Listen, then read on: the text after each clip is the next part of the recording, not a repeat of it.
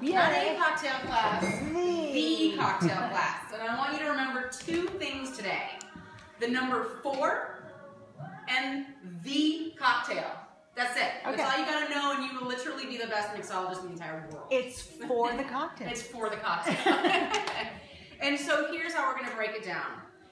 A cocktail, does anybody know the definition of cocktail? Well, more than one is ingredient. this?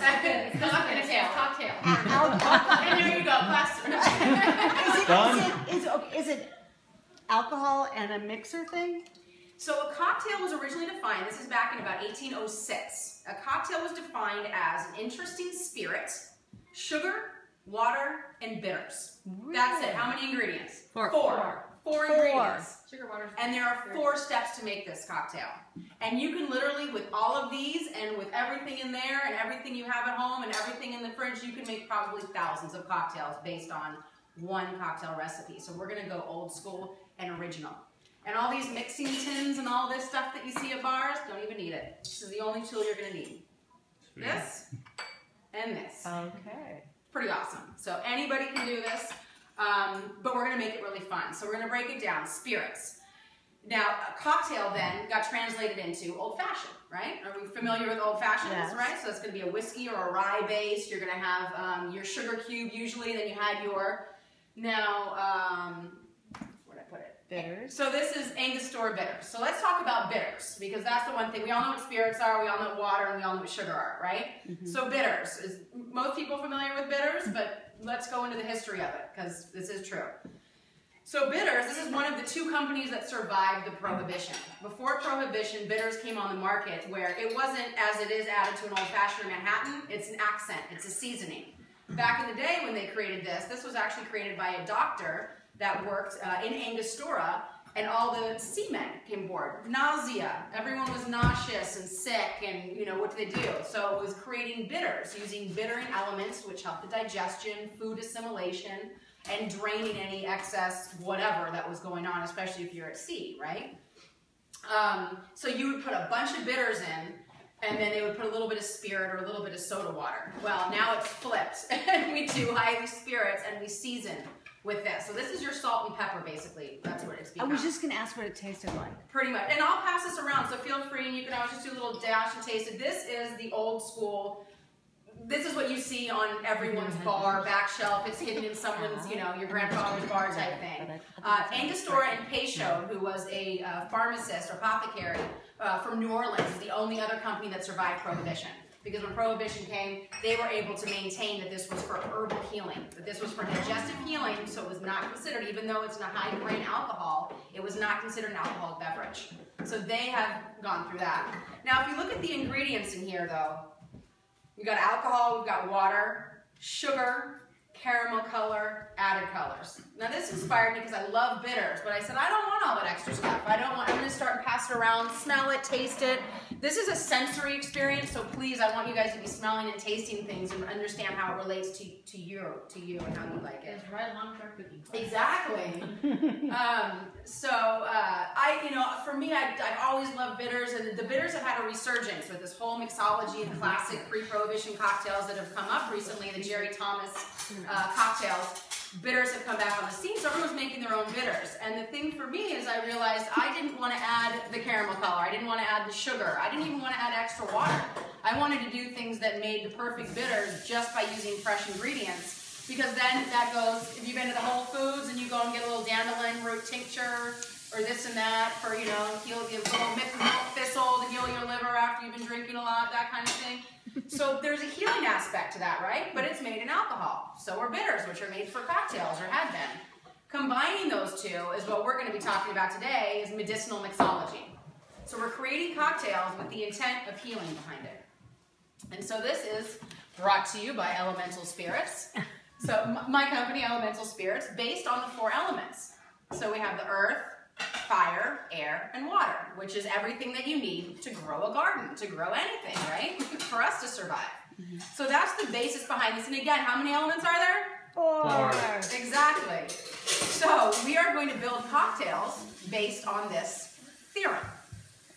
So what I'm going to have you do, and then we're going to do a little tasting and pairing and see what elements our cocktails are and where that leaves us with our healing process. Because there is a diagnostics that we can do and see. Is our kidney a little out of whack? Is our heart a little bit on fire?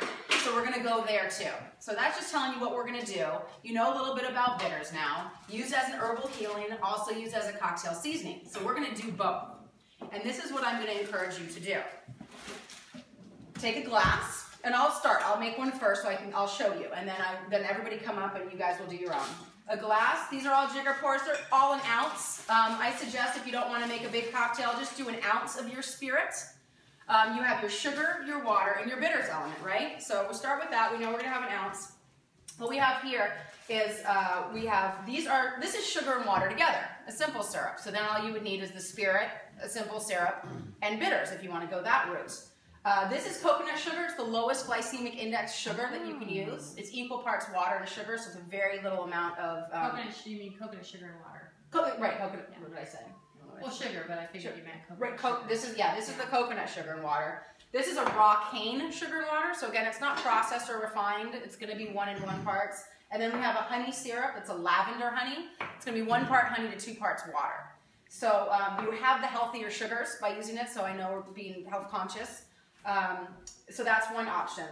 You could also use a marmalade and add water. So these are water elements. We have sparkling water, ginger beer, a sparkling fruit flavored, and then tinctures are also going to be. They're not quite the bitters, so it's in between the bitters and the water. So you have orange water, rose water. I have a basil infusion, for instance. So these are all things that you can do with the water. And then you have your fresh herbs.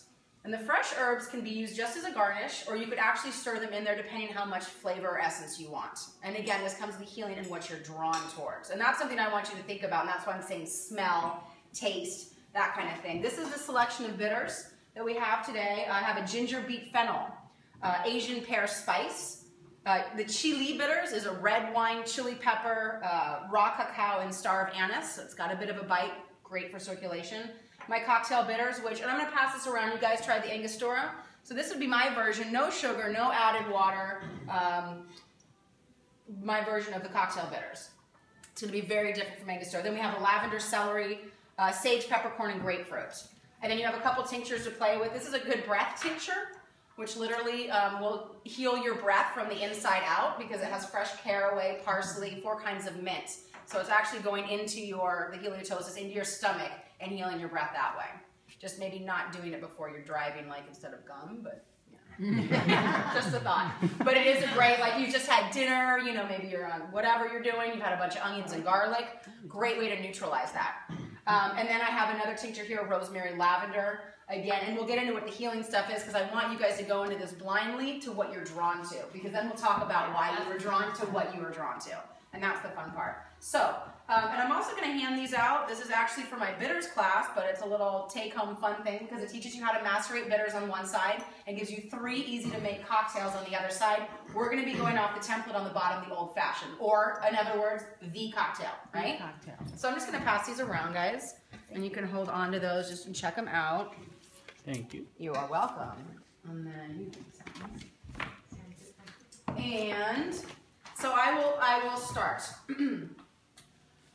So, spirit base. And again, go towards what you're drawn to. I am going to be absolutely drawn towards the St. George Chihuahua. So I have a gin, I have tequila, I have rum, vodka, and whiskey. So you got a little bit of everything. I just did one of each. You really just go where you're... So what do you do? So you just kind of go, I tend to like tequila. So you pick your tequila? Is that how you do it? Absolutely. Or, and you know how sometimes, like, some days you're like, oh, gin sounds... Well, I don't want all that juniper. Maybe the agave sounds good. Oh, okay. Where are you feeling it? Because I think if you're all, sometimes like, oh, for basically. Exactly, yeah. Not fighting it like, well, I usually like gin, but I don't really feel like it, but the rum sounds good.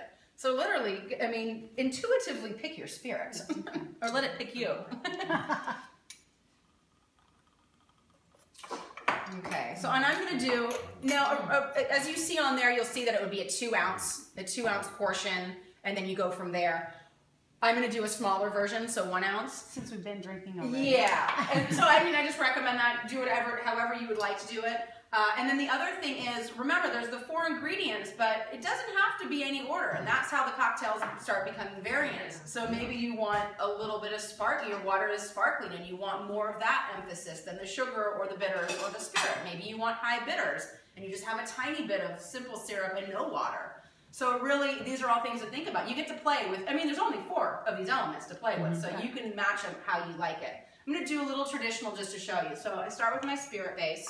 I'm going to do a little simple syrup. I'm going to do the lavender honey.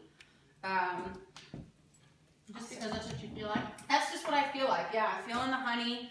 I'm feeling the lavender because I know I got botanicals in the gin. I know the lavender is going to bring that out. I'm going to do about a quarter to half an ounce for me on this one. Is there a formula?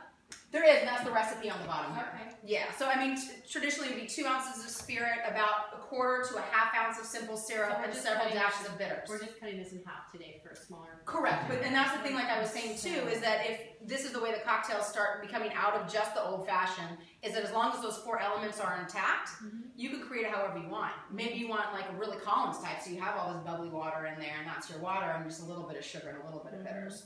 Or you like want, we did skinny margaritas. yeah, so it's really how, and then I'm going to choose to do, because I did the lavender honey, I'm just going to keep on that theme. For some reason, I'm just feeling lavender, and so I'm going to do 1 dropper full of the rosemary lavender, and 1 dropper of the lavender. This does not have bittering agents, and I'm going to bring that, let me backtrack just a touch, and then some of the lavender celery bitters that I do.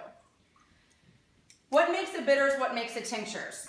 That's a question people have because they see tinctures in the health food store for healing, and your bitters, and you're like, what's the difference? The big thing about bitters, and there are variant viewpoints. A lot of times people say tinctures is just 1 herb. So it's 1 purpose, like golden seal tincture. Boom, it's 1 purpose, that's all you're doing. I agree with the 1 purpose thing, but I don't think it has to be 1 ingredient. For example, the Good Breath tincture that I made. I consider it a tincture, but it has like 5 different ingredients in it. But they're all for 1 purpose. They're all for the healing of the stomach to create good breath through that process. Bitters is when you're going to have, just like a gin has to have juniper in it to be gin, bitters have to have bittering agents in it. And bittering agents are like gentian, hyssop, wormwood, sarsaparilla. There's quite a few very bitter, very astringent. When you taste it, you have that puckering, you know, that draining sense. So that's what's going to make it a bitters. Those are bitter herbs. Exactly, those are the bitter herbs, and that's what creates it as a bitters rather than a tincture. Like this and that is not that different, except how I make bitters. I have my bittering agents after I make my tincture. I add my bittering agents to create that complexity and make sure that it is a digestive bitters by definition. And maybe not so overpowering on the bitter aspect of the taste. Right, right. So then with that done, as I said, we're going to build in the glass. I'm going to pick a spoon. Let me pick my favorite spoon.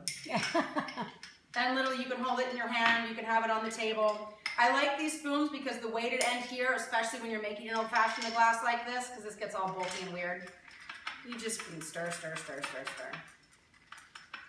That's to get the honey. That's to get everything moving.